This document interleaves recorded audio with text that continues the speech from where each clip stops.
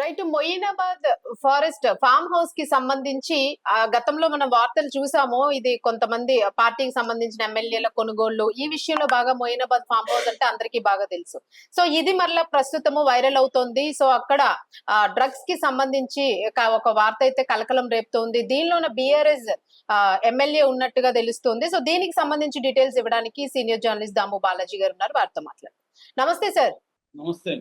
Sir, Moinabad మరలా controversy pilot Rohit రెడ్డికి సంబంధించి. సో ఏంటి సార్ అసలు ఏంటది అంటే?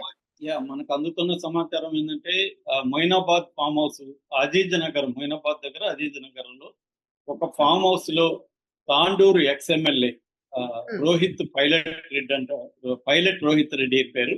సో ఈయన వీళ్ళ బ్రదర్ రితేష్ రెడ్డి, తర్వాత ఒక తెలుగుదేశం సంబంధించిన ఎమ్మెల్యే కూడా ఉన్నాడని చెప్తున్నారు దీంట్లో. అట్లాగే రాజస్థాన్ నుంచి నమిత్ మిశ్రా అని ఒక ఎమ్మెల్యే, ఆయన ప్లస్ వ్యాపారవేత్త, ఆయన ఢిల్లీలో ఉంటాడు. అలాగే రితీష్ రెడ్డి, కాసిక్ రవి, అర్జున్ రెడ్డి, ఇలాగా మొత్తం 10 మంది ఉన్నారు. అయితే మామూలుగా ప్రైవేట్ గెస్ట్ హౌస్ లో ఎవరైనా కలవచ్చు, రాజకీయ ఎంపీలైనా ఎమ్మెల్యేలైనా కలవడం తప్పు కాదు. అది తెలుగుదేశం ఎంపీ లేకపోతే బీఆర్ఎస్ మాజీ ఎమ్మెల్యే వీళ్ళు కలవడం తప్పు అయితే కాదు, లీగల్ గా ఏ ప్రాబ్లం లేదు. అట్లాగే వాళ్ళు కలిసినప్పుడు మందు పార్టీలు చేసుకోవడం కూడా అది కామన్ వ్యవహారం ఇవ్వాల. కానీ ఇక్కడ ఏంటంటే ఈ చేవల్ల పోలీసులకి ఎవరో టిప్ అందించారు 9 గంటల రాత్రి ప్రాంతంలో అక్కడ డ్రగ్ పార్టీ జరుగుతుందని. సో డ్రగ్ పార్టీ జరుగుతుంది కాబట్టి మామూలుగా అయితే ఈగిల్ టీమ్ అని ఉంటారు. ఈ మధ్య డ్రగ్స్ కి సంబంధించి ఈగిల్ టీమ్స్ ఫామ్ చేశారు హైదరాబాద్ లో. సో ఈగిల్ టీము, తర్వాత ఎస్ఓటి అంటారు, అంటే స్పెషల్ ఆపరేటింగ్ టీమ్స్ అంటారు. ఎస్ఓటి ప్లస్ లోకల్ పోలీసు ముగ్గురు కలిసి అక్కడికి దాడి చేయడానికి వెళ్ళారు. అంటే దాని మీద రైడ్ అంటారు, రైడ్కి వెళ్ళారు. రైడ్కి వెళ్ళినప్పుడు అక్కడ ఉన్న వాళ్ళు ఏమనుకున్నారో తెలియదు కానీ అక్కడ ఉన్న నమిత్ మిశ్రా, ఢిల్లీకి సంబంధించిన వ్యాపారవేత్త నమిత్ మిశ్రా గన్తో గాల్లో కాల్పులు జరిపి వీళ్ళ మీద కూడా జరిపారు. అంటే మరి వీళ్ళు పోలీసులు అనుకున్నారా లేకపోతే ఎవరన్నా మన మీద దాడికి వచ్చుకున్నారా అనుకున్నారా తెలియదు ఇంకా వివరాలు. అయితే కాల్పులు జరిపారు. దాంతో పోలీసులు మొత్తానికి వాళ్ళు అదుపులోకి తీసుకోగలిగారు. తీసుకొని ఇప్పుడు డ్రగ్స్ ఏమైనా ఉన్నాయని చెక్ చేస్తే ఓన్లీ 1 గ్రాము వైట్ పౌడర్ మాత్రం దొరికిందని మనకి చేవెళ్ళ డీసీపీ యోగేష్ గౌతమ్ మీడియాకి చెప్పాడు. సో 1 గ్రాము మాత్రమే ఉంది, అంతకంటే ఎక్కడ డ్రగ్స్ అయితే దొరకలేదు. కాకపోతే టెస్టులు చేస్తారు. ఇలాంటప్పుడు ఏంటంటే ఈ మధ్య అప్పుడు రేవంత్ రెడ్డి రాగానే ఫ్రాన్స్ నుంచి మనకి ఎట్లాగైతే డ్రంక్ అండ్ డ్రైవ్ లో మెడికల్ టెస్ట్ చేస్తారు, అలాగే డ్రగ్స్ కూడా కిట్ పెట్టుకుంటున్నారు పోలీసులు.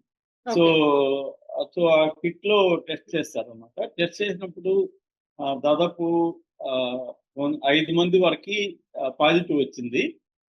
తెలుగుదేశం ఎంపీకి పుట్ట యాదవ్ ఆయన పేరు, ఆయనకైతే పుట్ట మహేష్ యాదవ్. సో ఆయనకేమీ పాజిటివ్ రాలేదు. కాబట్టి పుట్ట మహేష్ యాదవ్ తెలుగుదేశం ఎంపీ, ఆయన పార్టిసిపేట్ చేశారు తప్ప ఆయన ఏమీ నేరం చేసినట్టు లేదు.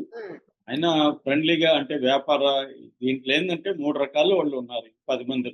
వ్యాపారం, రియల్ ఎస్టేట్, రాజకీయాలు. ఈ ముగ్గురు కలిసి వాళ్ళ, ఎందుకంటే ఇప్పుడు అక్రాస్ ద పార్టీస్ వ్యాపార సంబంధాలు ఉంటాయి, లేకపోతే వ్యక్తిగత సంబంధాలు ఉంటాయి, కలవడం తప్పు కాదు కదా. అలాగా తెలుగుదేశం ఎంపీ అక్కడ ఏమీ నేరం చేసినట్టుగా తప్పు చేసినట్టుగానే ఏం లేదు. ఆయన టెస్ట్ చేసినా కూడా నెగిటివ్ వచ్చింది. ఇక్కడ ప్రాబ్లం ఏంటంటే 2 రకాల ప్రాబ్లమ్స్ ఉన్నాయి. 2 కూడా కాదు, 3 రకాలు ఉన్నాయి. ఒకటి ఏంటంటే డ్రగ్ వీళ్ళ దగ్గర 5 మందికి పాజిటివ్ రావడం. అంటే ఈ పైలట్ రోహిత్ రెడ్డి, వాళ్ళ తమ్ముడు రితేష్ రెడ్డి, తర్వాత కౌశిక్ రవి, అర్జున్ రెడ్డి, వీళ్ళకి పాజిటివ్ వచ్చింది.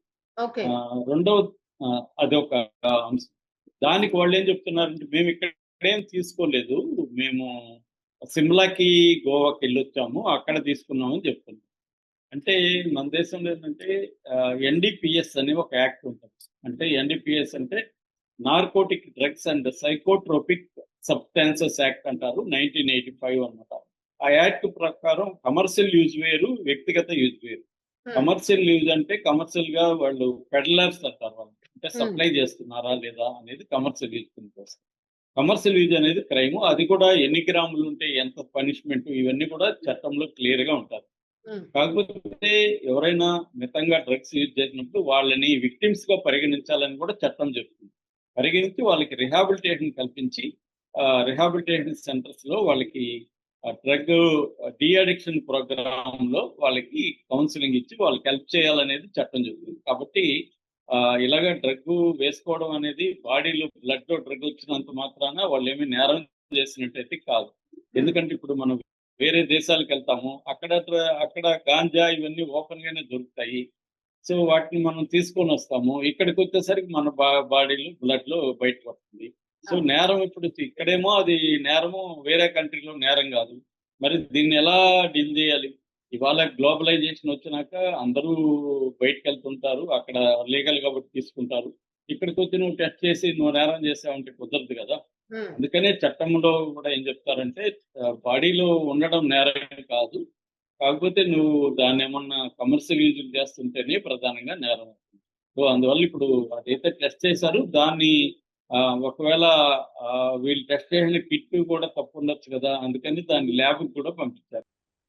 సో ఇప్పుడు ఫోరెన్సిక్ సైన్స్ ల్యాబ్ నుంచి రిపోర్ట్ వచ్చినాక దాన్ని బట్టి చట్టాన్ని బట్టి వీళ్ళు ముందుకెళ్తారు. This is one aspect. Second aspect gun ఎవరిదంటే వీళ్ళ బ్రదర్ అని చెప్తున్నారు, రోహిత్ రెడ్డి, పైలట్ రోహిత్ రెడ్డి వాళ్ళ బ్రదర్ రితేష్ రెడ్డి పేరుతో లైసెన్స్ గన్ ఉంది. కాకపోతే రితేష్ రెడ్డికి లైసెన్స్ ఉంది కాబట్టి ప్రాబ్లం లేదు. కానీ కాల్పులు జరపడం నేరం. పోలీసుల మీద కాల్పులు జరిపితే అది హత్యా ప్రయత్నం కిందకి వస్తుంది. రెండోది అధికారులకి వాళ్ళ విధులు నిర్వహించడానికి అడ్డుపడడం కూడా సీరియస్ గా నేరం. కాబట్టి ఆ నేరం కింద అయితే రితేష్ రెడ్డిని, ఎందుకంటే ఆయన పేరుతో లైసెన్స్ ఉంది కాబట్టి, అలాగే నమిత్ మిశ్రా అని కూడా వాళ్ళు కేసులు పెట్టారు. సో ఈ రెండు సీరియస్ క్రైమ్ అవుతుంది. మూడవ క్రైమ్ ఏంటంటే రితేష్ రెడ్డి వాళ్ళ ఈ పైలట్ రోహిత్ రెడ్డి వాళ్ళ పిఏ ఫోన్ ని ధ్వంసం చేశాడని చెప్తున్నారు. ఎందుకు ధ్వంసం చేశాడు? ఆ ఫోన్ లో ఏముంది అంటే, ఆ ఫోన్ లో ఏమన్నా వీళ్ళు సప్లై చేస్తున్నారా డ్రగ్స్ ఎవరికైనా? మామూలుగా పోలీసులకి ఇట్లాంటి అనుమానాలే కదా వస్తాయి. సో ఎందుకు చేశారు అంటే, ఏదో సంథింగ్ క్రైమ్ చేయకపోతే ఆ ఫోన్ ని ధ్వంసం చేయాల్సిన అవసరం ఏంటి? కాబట్టి ఇప్పుడు ఆ ఫోన్ ని వాళ్ళు స్వాధీనం చేసుకుని ఆ ఫోన్ ని కూడా వాళ్ళు ఫోరెన్సిక్ సైన్స్ ల్యాబ్ కి పంపించారు. అంటే డేటా రికవరీ. సో ఆ ఫోన్ లో ఏమి డిలీట్ చేశారు, లేకపోతే ఆ ధ్వంసం చేయడం వల్ల ఏమి డేటా ఇదైంది, ఇవన్నీ రికవరీ కూడా చేయడానికి ట్రై చేస్తున్నారు. సో ఇప్పటి వరకు ఏంటంటే ఓన్లీ బాడీలో ఎంతో కొంత, అంటే ఎంత శాతం అనే దాన్ని బట్టి కూడా ఉంటది. సో మామూలుగా కన్జంప్షన్ అనేది ఇక్కడ చేయకుండా వేరే దేశంలో చేసినట్టు కానీ వాళ్ళు ప్రూవ్ చేయగలిగితే దానివల్ల పెద్ద ఇబ్బంది ఉండదు.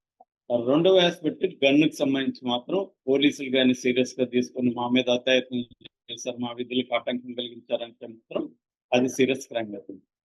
మూడవది ఈ ఫోన్ లో కానీ ఏమన్నా వీళ్ళు సప్లై చేస్తున్నట్టు కానీ ఏమన్నా ఉంటే ఎవరు చేస్తుంటే వాళ్ళ మీద చూస్తుంది.